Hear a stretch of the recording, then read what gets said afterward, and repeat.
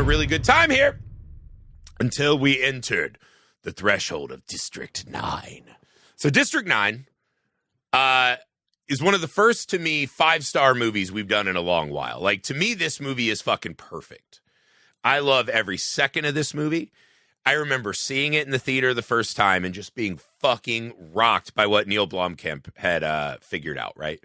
It is acted well, great fucking storyline that uses these really powerful images about dehumanization and poverty and the state and this how we react as humans to all of these big issues. But we give ourselves the guise of not only has an alien ship hovered and just stopped over Johannesburg, right? We flew up because, of course, we got to fucking raid the thing and find all the stuff we can.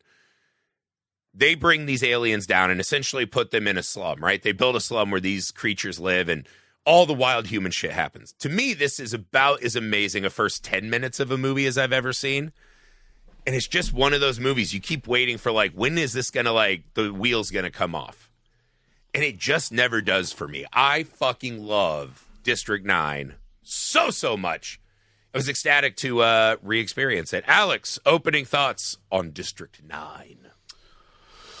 I mean, I know opening crawls are Griffey catnip, but if you throw a mockumentary in my face, I'm probably going to watch it. I have a really hard time passing up on, especially this particularly, because, again, I'm not a historian, but I definitely,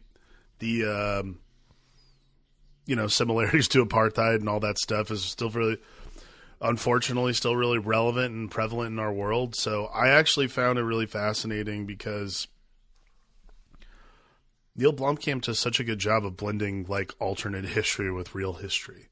And it is very impactful. In a way, and I think this is the other thing too, is I think alien invasion movies are so, the ship hovering overhead is such a great image because we're so conditioned for it to be, oh, we're all about to get fucking smoked, right? And again, I love the mockumentary format's amazing, especially here. They just use it to such great effect here. And it's never overdone. It's so, it's so intermittent. And I think this is the other thing too, is when you have that plus the narrative film, it's hard to blend those two together. That gets so messy sometimes to the point where you're this is Act 2. Now we're doing a science fiction nightmare. Yeah. It's and we so lose that hard. mockumentary, but it comes in occasionally. But yeah, it's a really tight blend. It's so hard to thread that needle of this is where we need, B-roll of inside MNU. This is where we the bookend is such a cool, the bookend of the mockumentary itself is such a fascinating thing and it's a good way to do that. I just don't think and it's also anchored by this. Look, Sharlto Copley is probably,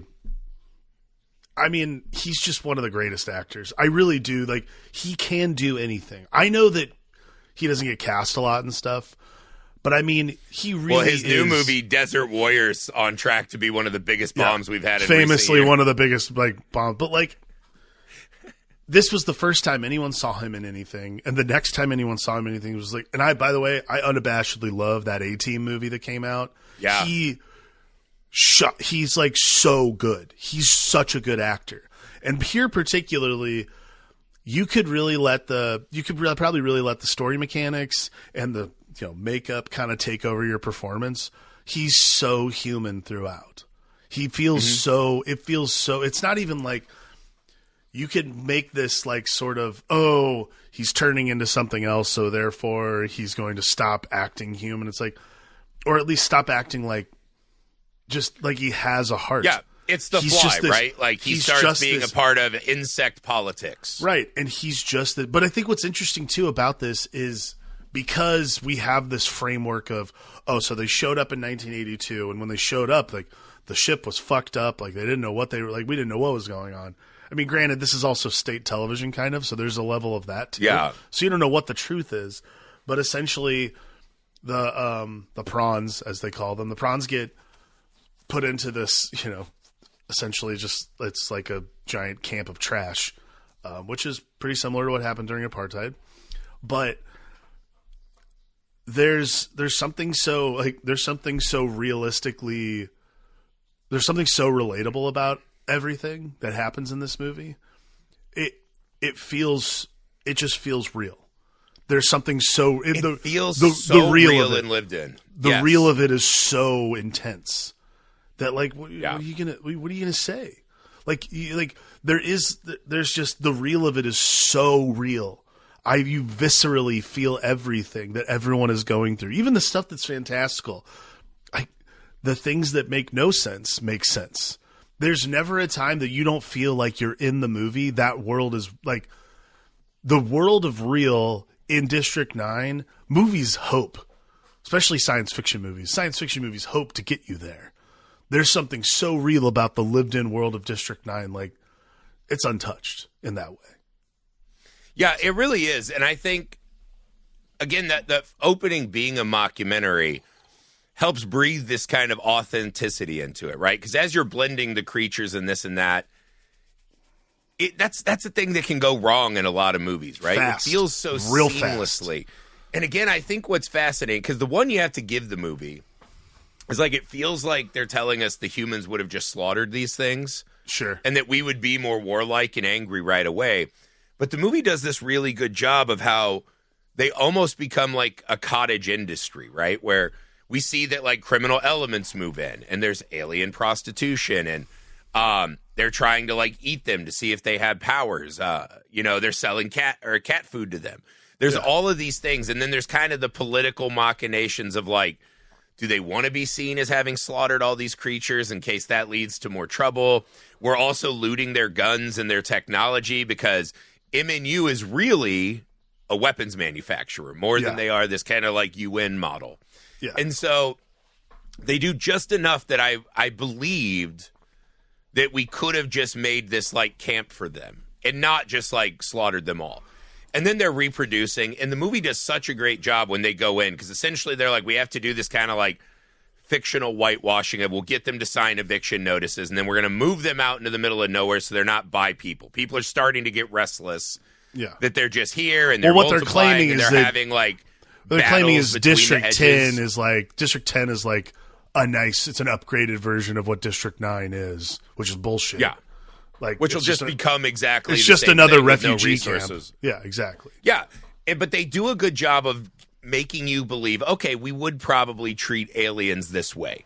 And it makes sense. And there's something so stark and powerful with the same people who were oppressed during the apartheid, right? Now they're the ones who are well, if it was refugees from another country, we'd be cool. But they're aliens. They're inhuman. They're not like us, right? And that you see the dehumanization so clearly. And I think that was the other thing in the movie that was a really interesting choice that just makes the visuals work, because to us, they do look so inhuman, right? And they're these insect-like creatures that don't remind us of us. It's not like the warm and squishy alien that looks mostly like us. No, and these are maybe, we'd have sex with or whatever. Well, it's why they call them. Happening. It's why you call them prawns. They look like shrimp. So you say, we give them a derogatory, demeaning term. Demeaning phrase. Yeah. We talk about how little they matter and they're taking resources. We see all the signage, right? Humans only, no prawns, right? Which it's just really powerful and evocative imagery for these kind of perennial racial and class warfare we've had in societies going all the way back to the start of time. And I think it's so fucking effective. And when you get into that mockumentary, what I think the character does so good that Copley pulls off is that he's kind of this joyful, gleeful, idiot. He's a bumbling bureaucrat. That's the best. Also, he has absorbed the company line, right? Where it's it's not like Office Space where he's just wearing 37 pieces of flair, which he is. What he also is he's so quick to dehumanize. He's so quick to be they got to be gang members, bust their house up, rough them up outside.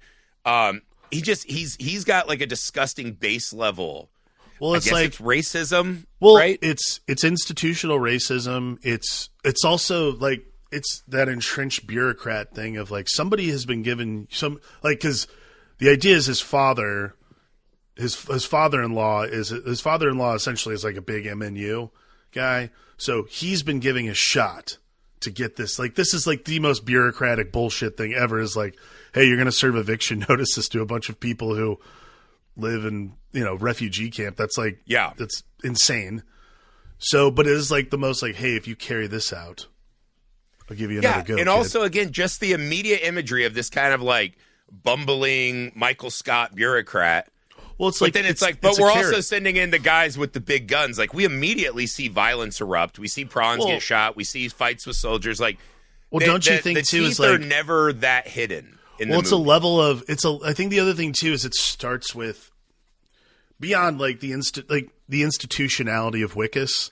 Like, the other thing too is I'm Vickus. Yeah, like the other thing too is like Vickus is also, he is not only just an entrenched bureaucrat, but he's been built by this world. So like his concept of what prawns are, who they are, is purely based on MNU reports. He's never done any field work himself, like all these things. So they're numbers on a spreadsheet, right? Yeah, he's walking through. He's trying to make a good impression, which is, again, another thing that makes that, like you're saying, like The Office is a great example of like, it's another great Michael Scott thing, is like, oh, see, I'm an expert.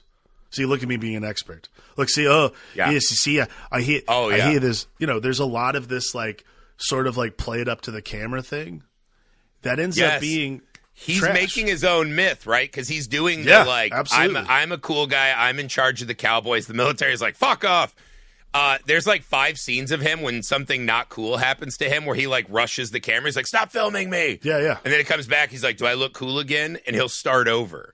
Yeah. Right? So we see this man who has no real principles or beliefs of his own, right? He's just a real fucking stooge. Like, he wants to climb up the human ladder. Yeah. And then, of course, the movie changes when he's confronted with the hard fucking reality of, and that always works in movies when the oppressor becomes the oppressed. Yeah, of course. And has to seek refuge amongst them and think about what he's been doing. Yeah. And this movie does it really well, because there's this cool moment where the prawns, we realize they're not just looking through trash, they're searching for artifacts. There was this missing piece of the ship that they were never able to find, which I was like, that's kind of weird. They would have found that immediately, whatever.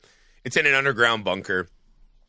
And they're trying to find this alien liquids because that's the fuel they need to get home. It's taken them 20 years to create enough fuel in this little cylinder that they can pilot that thing back to the mothership and take off again, right? They can pilot the ship. It's taken them 20 years to do that. And that's right when Vickus knocks on the door and he finds it and he's trying to be cool and he's like looking for guns and all this shit. And he gets sprayed with the mist. Yeah. Right? And he gets sick and he gets in fights and like the movie kind of keeps going. Then we go to his like welcome back congratulation party and he's fucking sick. Yeah. He's sick. And this is after we saw him be really aggressive with the child. Like the shine is kind of off this character. He's puking up black shit on his cake and everyone's like fingernails coming off. Yeah. He goes to the hospital, right? And they see that now there's this great scene where they cut off his like wounded hand from where he got reveal. hit. Awesome reveal. And it's the fucking monster claw, and it's so cool. And they shuttle him off, and they're going to do experiments. Now, Vickus's life has changed, where he's no longer a middle manager bureaucrat. He is the same thing as the prawns. He is a product to be exploited because his hand allows him to shoot the gun. He can even shoot it with his human finger because now the alien DNA is rewriting him. Yeah. So one of the scientists says we need to harvest him because he is the most valuable piece of biotech that's ever existed. Yeah. There's a great scene where they're testing the weapons. They're shooting pigs, and then they bring out a prawn with an X on it. He's like, and he's like, I won't do it. I won't do it. And it's a weird turn because he's also been very dehumanizing and like horrible to these creatures. But I think now that his finger's on the trigger and he has a similar hand, we see immediately how the human mind starts changing. Well, yeah, I mean, it's like to your empathy with the other. Well, it's like what you were saying. It's interesting to see this entrenched bureaucrat who has no field experience, who like really played it up for the camera. All of a sudden, now he has to. You got to be the guy, like be the dude. Not to say he wants to be, but like you're being forced to be the person to pull the trigger. So do it. And it's like he's not, he's not about that life. So he can't do it. He's forced to do it, and then it becomes, again, there's all these things, that level of bureaucracy, too, when you see what's behind the curtain, It is such a fascinating thing. He's like, what the fuck's going on? What are you doing to all these people? Like when they're wheeling him in there, he's looking at everything. Yeah, he's like, the experiment lab. what are you guys doing here? Yeah. Yeah. Because again, he works upstairs and just sees the spreadsheets. When you have the same arm and you look over and see mangled fucking corpses, it settles in your mind real fucking fast. Holy shit, I'm meat for the machine. And it's fucking terrifying.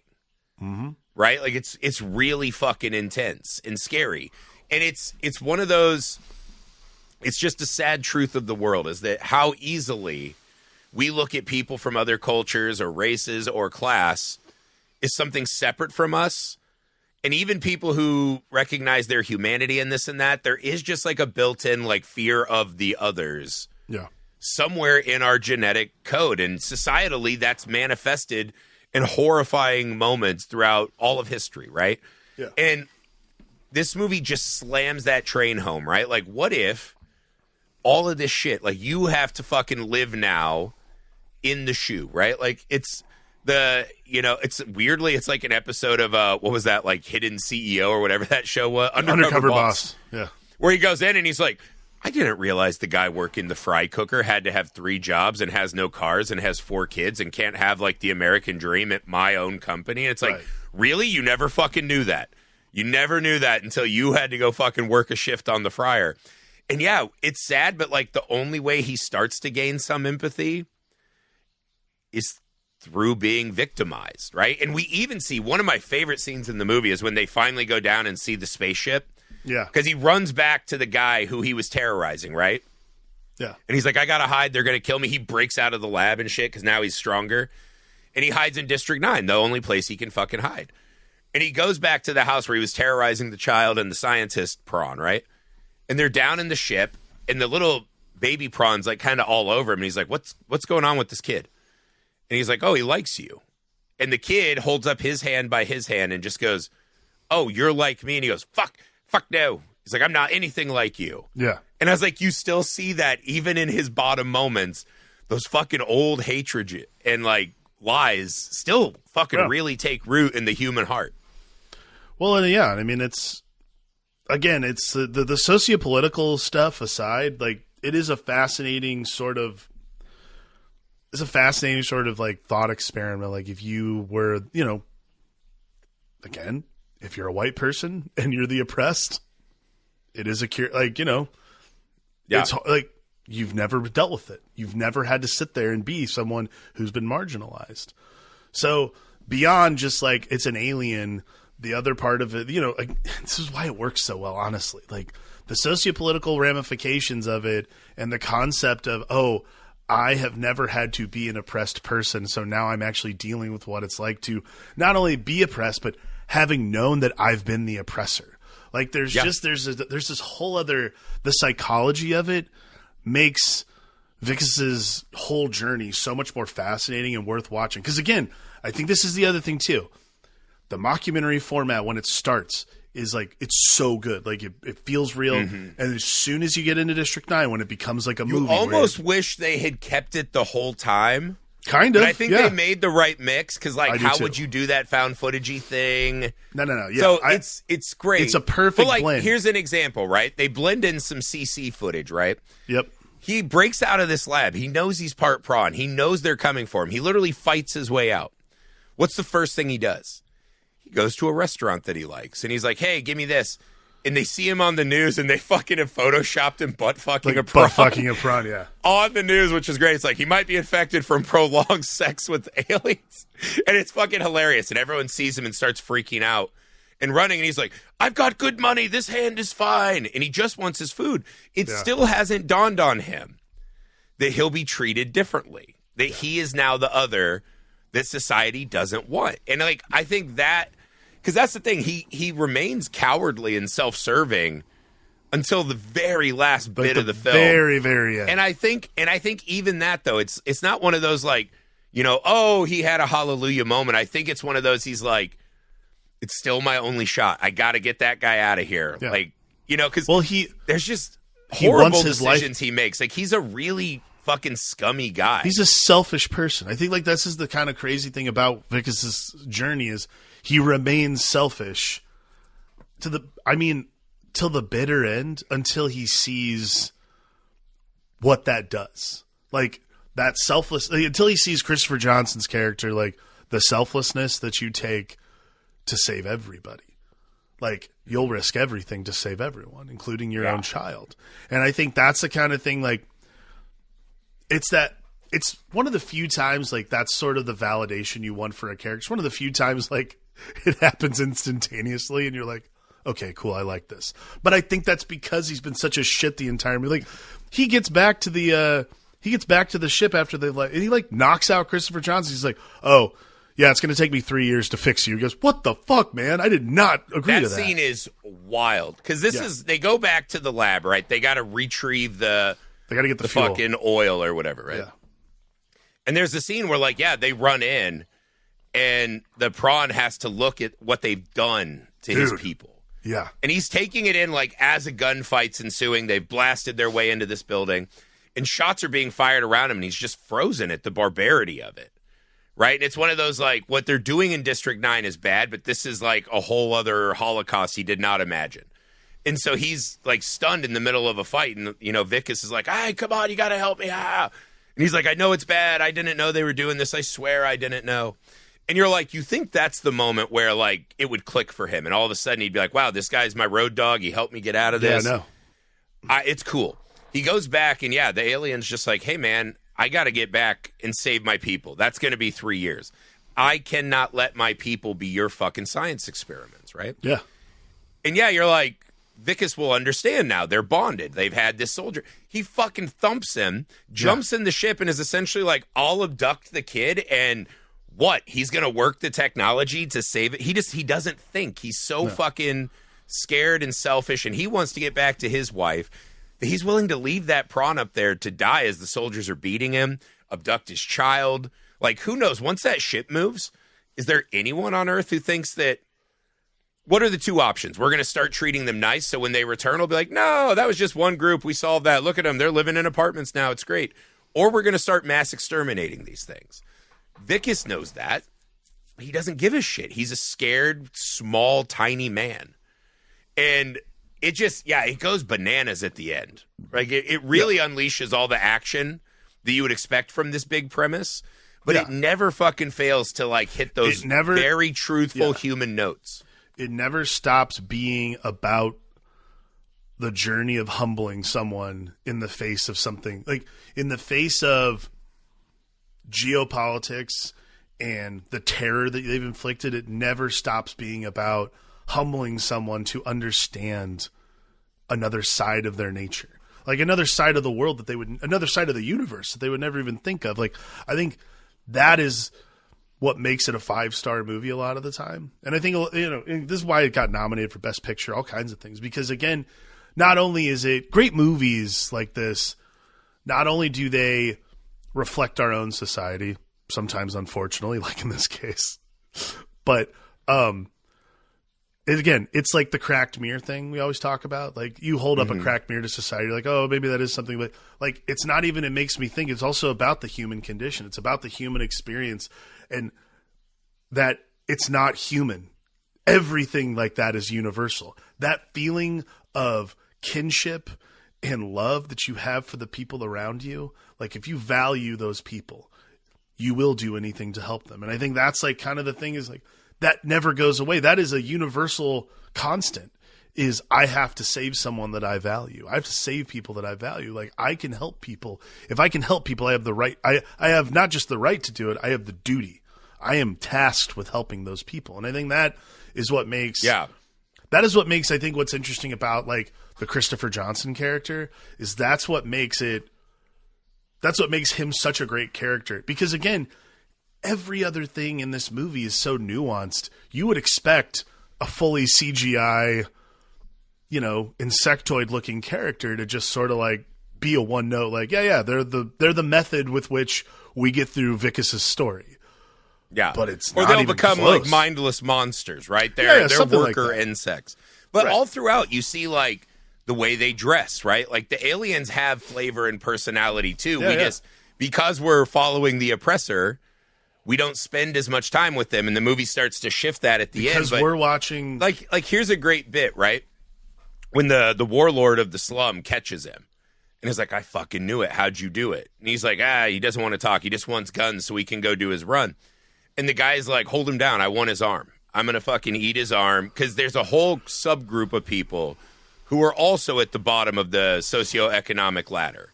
Yeah. Who through crime and power are trying to, rise up. So they'll be the ones in power and they can do the oppressing, right? And that's working. And they've just decided that by eating prawn, that's how they're going to get these powers. And there's this moment where you're like, wow, those guys are evil. But then you're like, you know what? Actually, Vicus is kind of a fuck too. Like, Are these people really like way worse than him? Well, just because he did it with a fucking lanyard? And so the movie's always, even as we get like battle mech and spaceships and fucking gunfights and rockets and alien monster mayhem. Right. We always come back to those important ideas. You know what's interesting too, and again, until I started reading about this, I didn't realize. So this movie actually got criticism for its depiction of Nigerians, which I did not know. Because again, I'm a white guy in the United States. Like, it's what do you mean? What was the beef? So the character Obasanjo, the guy who the warlord, he apparently is a Nigerian, or at least the character's supposed to be Nigerian, and the depiction that they would eat aliens and cause mayhem and that kind of stuff. The people found, like, they wrote letters to the production, I guess. Like, they found that depiction was very one-dimensional. I'm like, that's fascinating because, like, I don't pick up on nuance like that, but also I don't find that one-dimensional as much as I do just, like, it's a part of the story that's sort of like, this is like and again, this is the fucking skill of this script, is it's not even that I find that part of the story insulting to any one person. The only reason it's one-dimensional is because it's basically just the path to get to this final third act showdown stuff. It's the piece. Yeah. It's that interlocking piece to get to the last part of the story. And like, again, I was just like, I'm obviously not I think Nigerian it's the prawn thing, but it's like, I didn't take it as like a racial thing. I didn't take it as much as a either. class thing. Because again, what this movie also functions as essentially is a classic Greek myth, right? Like, this gift from the gods fell to earth.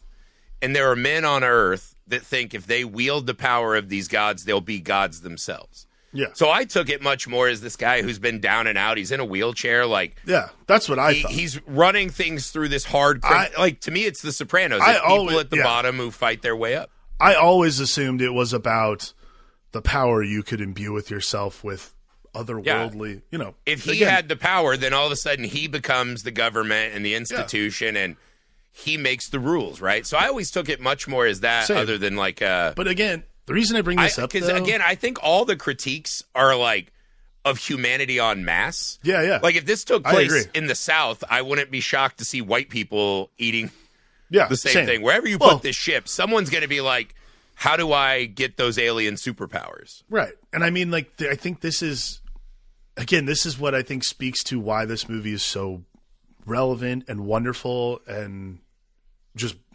brutally honest and incredible about the world at large. Is like, I don't think about those kinds of things because I'm not like, it is about the core,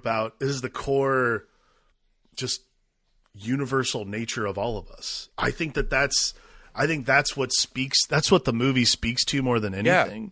And the Nigerian warlord is doing nothing that the white MNU people are doing. Yeah, I mean, like, they're both running the same racket, just with different resources.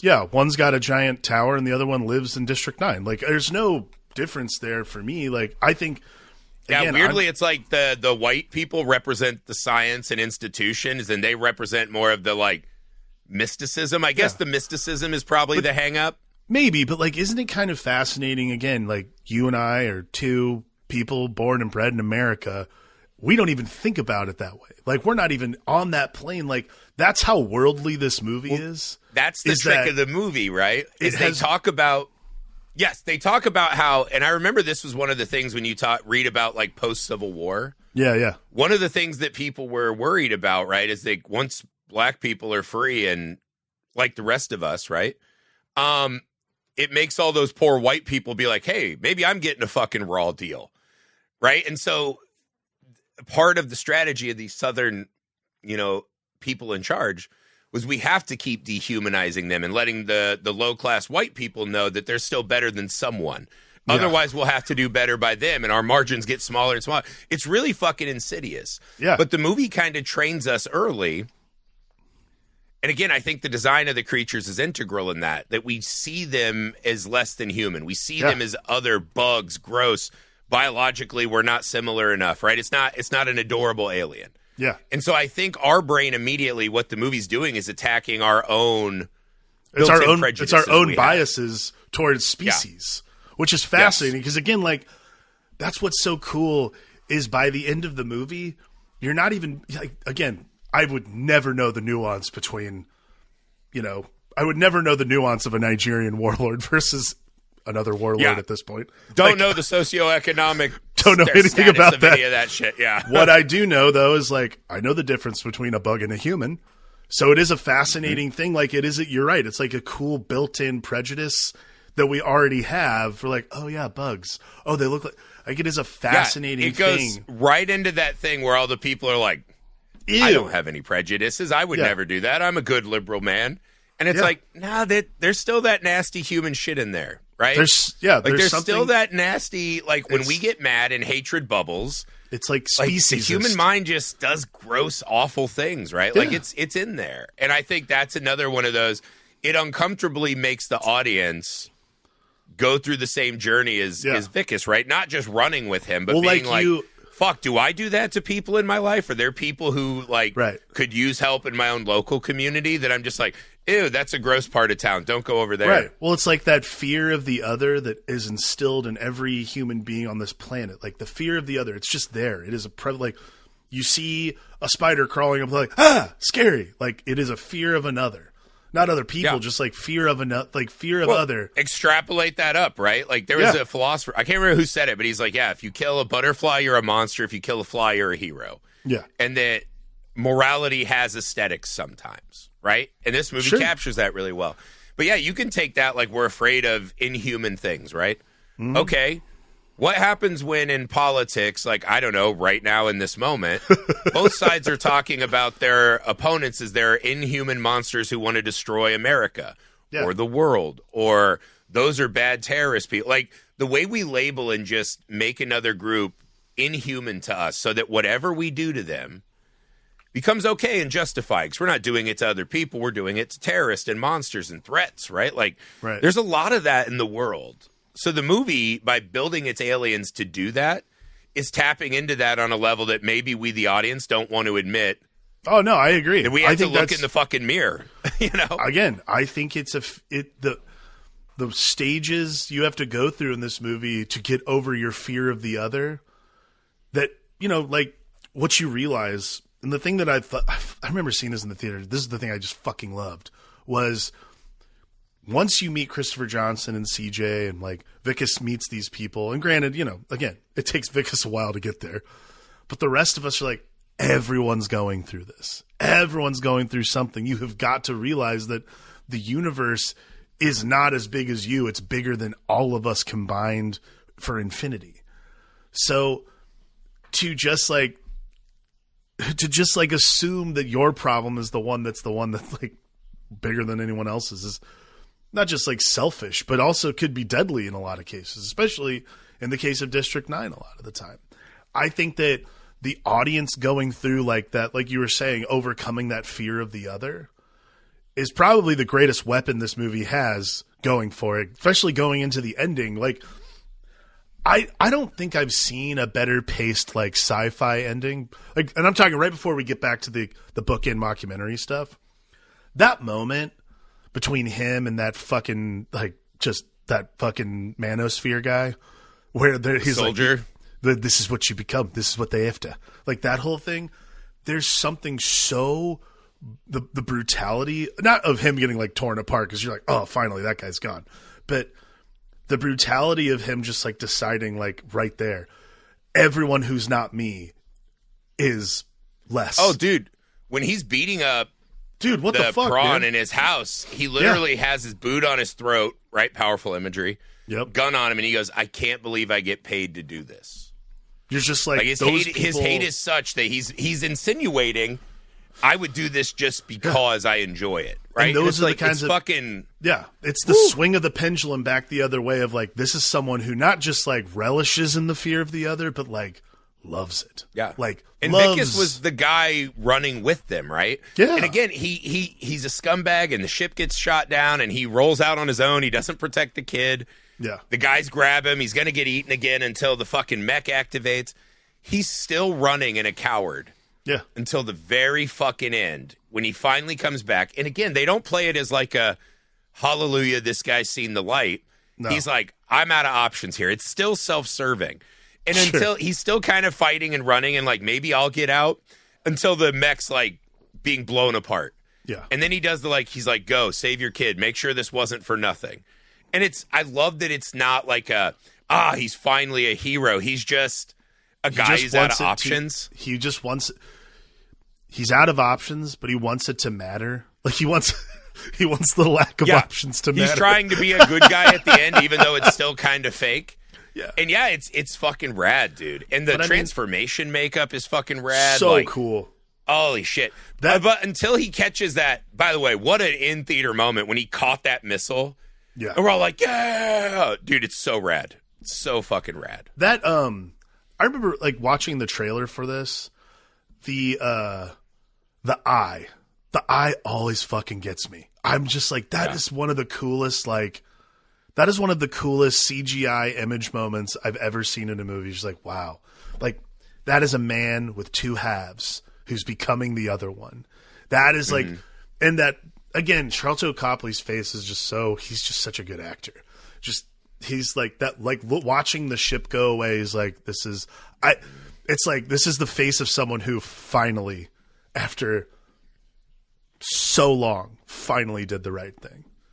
And not only that, like inspires other people to do, like his assistant who they put in jail, who he's like, I did the right thing too. I gave the fucking media all this information on MNU. How do you love that? They don't even really mention it. He's just in a correctional jumpsuit. Like, you want to talk about a real hero? It's that fucking guy who told everyone that MNU's a piece of shit. Like, those kinds of things. But then on top of that, like, once we get back to the mockumentary stuff, like, the institutionality of it is still there. Like, District 10. Yeah, they still got moved to the new refugee camp. You still get a sense it's not good. Yeah. Because, the guy they're interviewing is like, well, who knows? They'll come back with an army and fucking have at us, or they'll, like, who knows what we'll do, right? It's, in a weird way, it reminded me of Von Trier's Dogville. Sure, yeah. Right, which is they take Nicole Kidman in, and it's cool at the start, and then like the human nastiness starts bubbling up. Yeah, and they got her chained up and whatever, and at the end, it's like, what happens when her people find you? Yeah. Right, and they're gonna do that same shit to you that you've done to her. You treated her so bad, and they're begging her, like, "Hey, remember the good times? We fed you, we gave you clothes. Like, what do you want from us?" And she's like, "Yeah, no, I remember. Yeah, I know what would happen if these fucking mafia guys weren't here." And they burn it down. And so now humans, because there's that glorious moment where the ship reconnects. It's like, bah!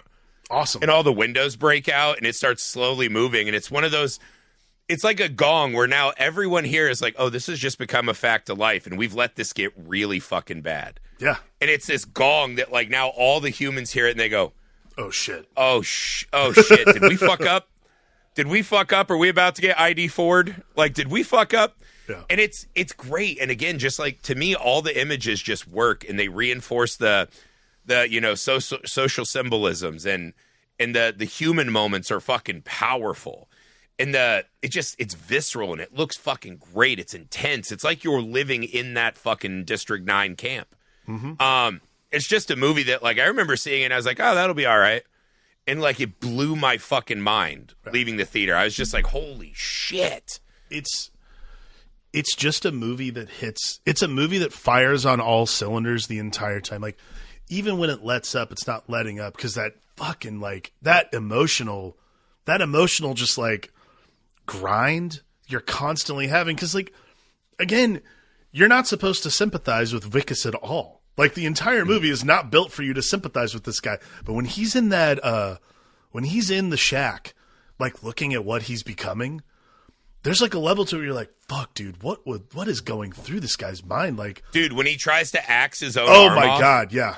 It's like, it's just brutal. Like, even the slow moments are fucking. And again, that's the thing. A movie like this, if you're going to talk about this stuff, you got to be honest and you got to show the teeth. Like, it can't be one of those you like half play it. Yeah. Like, this movie really fucking puts us in the nightmare of being at the bottom of the barrel where society's left you and they don't care and you are just an asset, good or bad, to be tortured or exploited or whatever. And it really sinks you into that nightmare in really powerful ways. And I was shocked. It hadn't lost any steam for me. Like, I hadn't seen this in a long time. It's just as good as the day I saw it in the theater. Like, it really is. I do, like, I fucking love that ending, by the way. I do think that is just, like, one of the, like, that is just, that's the way you end a fucking movie, man. Like, it's like this bittersweet hopefulness. You're like, man, that's all we got in life. That's just, everyone has to have something that gets them through the day. Whether you're making metal flowers or whether you're hoping that your boy's going to show up on your door. Like, there is something so intrinsically universal about anything with that it doesn't matter where you come from, what universe, what state, what country, or what world. Like, good Lord, man. You just want to feel like it's going to be okay at the end of the day. And, man, District 9 just kills it every time.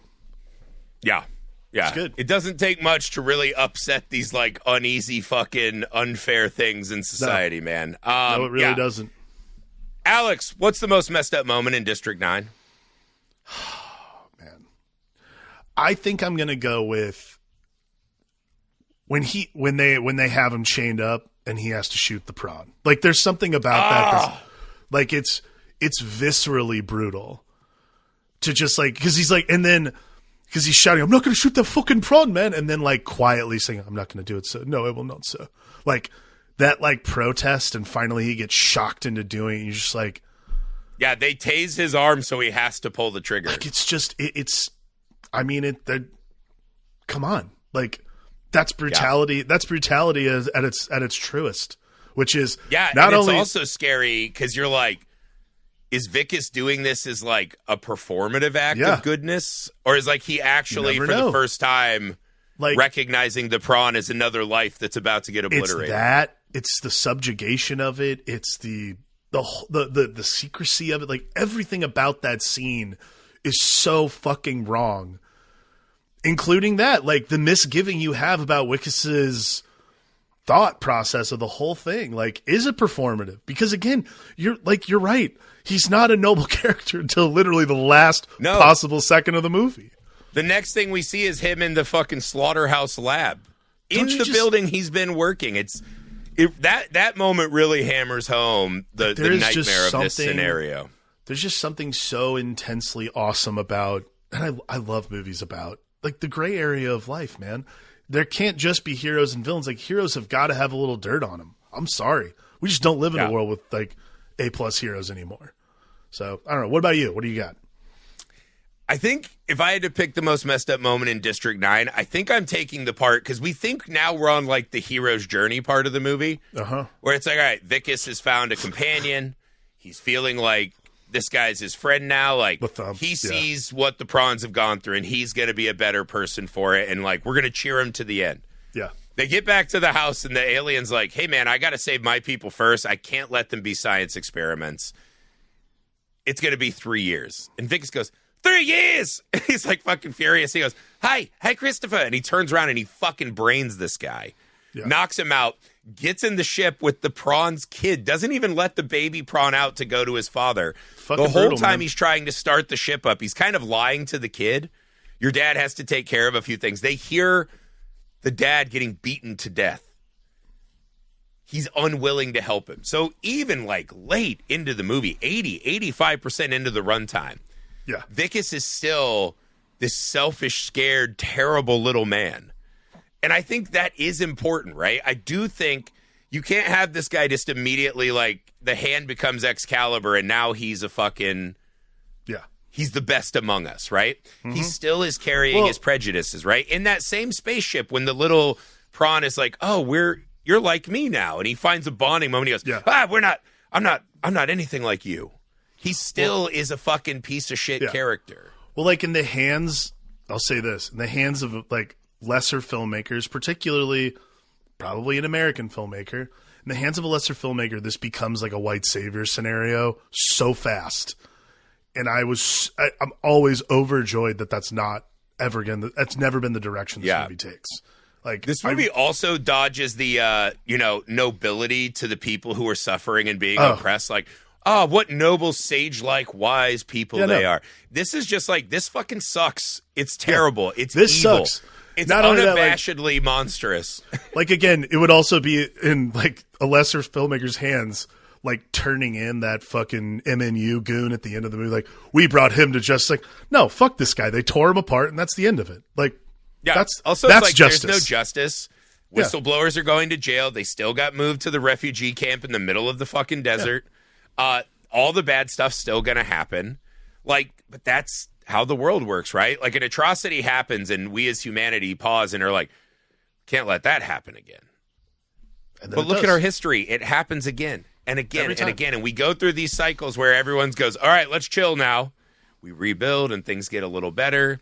And then that's the crack for the next monsters to come through and use the power of states and money and institutions to do the next monstrous deed. Yeah. And so the movie's very truthful in that, too. Like, you don't just fix it when money and power are involved. Like, those people aren't giving it up easy. And I don't know. I think this movie's just a fucking flawless film. It's excellent. That's it for District 9. We hope you've enjoyed it as much as we have. Please do us a favor. Be kind to us. Go to Indiegogo, type in Mr. Cream Jeans. Get the perk where you can join this podcast for a messed up movie draft.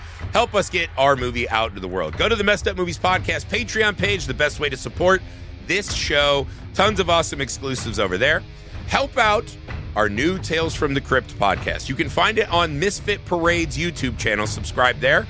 You can watch our companion pods along with every episode as you fall in love with Tales from the Crypt. That is called Keepers of the Crypt. That's the name of the show. Keepers of the Crypt. We'll see you next time. Bye.